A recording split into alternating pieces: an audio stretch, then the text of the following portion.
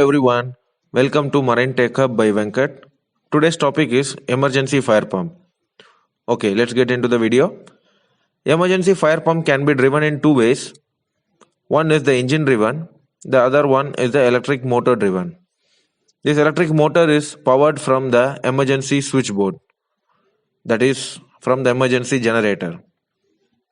Okay, when do we need an emergency fire pump? In case of an emergency like fire in engine room, main fire pumps cannot be used.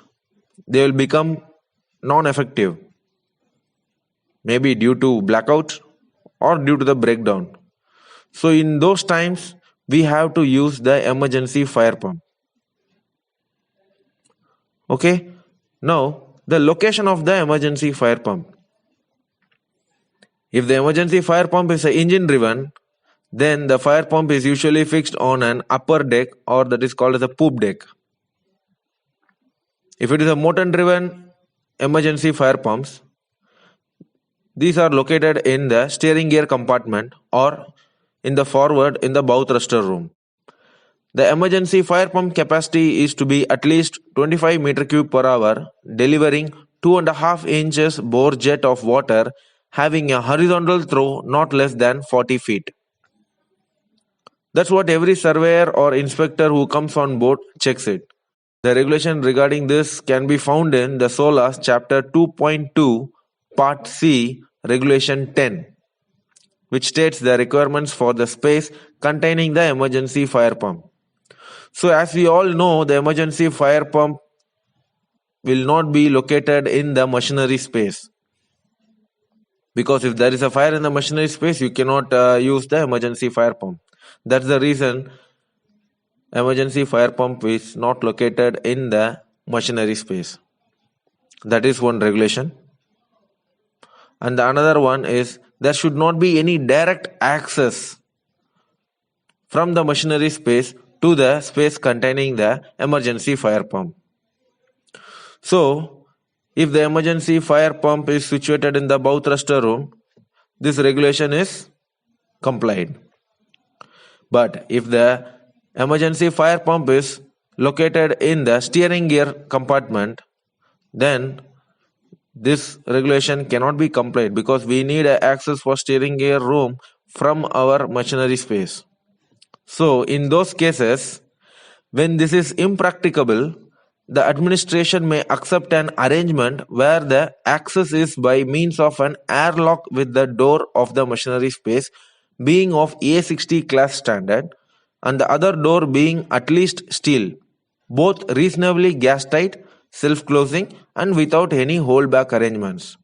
So now you would have got an answer why we have two doors from machinery space to the steering gear compartment.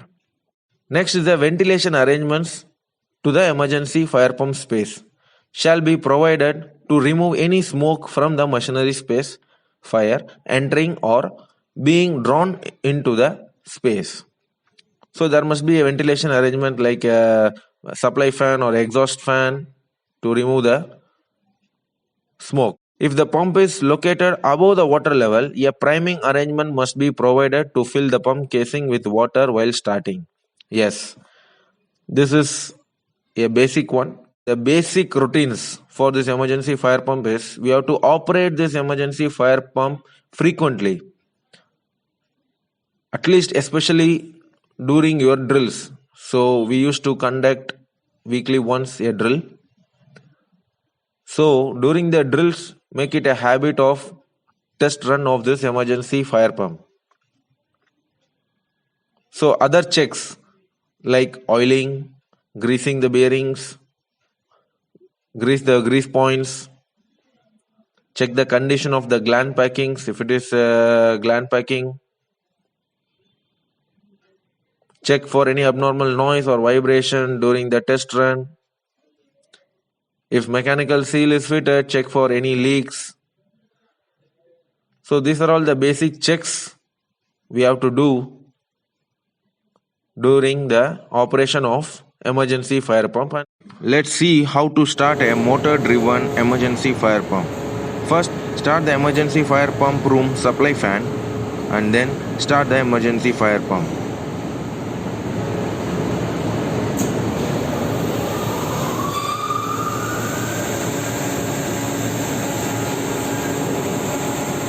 Now let's have a closer look at the emergency fire pump down below. This is the local starting panel, suction valve with strainer, minimum half draft calculation table required for emergency fire pump section is posted. This fire pump has a mechanical seal arrangement, so no leaks seen. Suction and discharge pressures are okay, and this is the delivery line to the main fire line.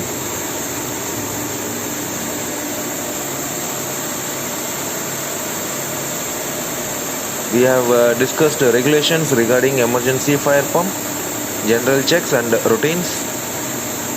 I hope it will be a useful one. If you have any doubts, you can ask in the comment section. Thanks for watching the video up to the very end. Take care. Bye-bye. Thanks for watching. If you like this video, like it, share it, subscribe the channel and don't forget to press the bell icon.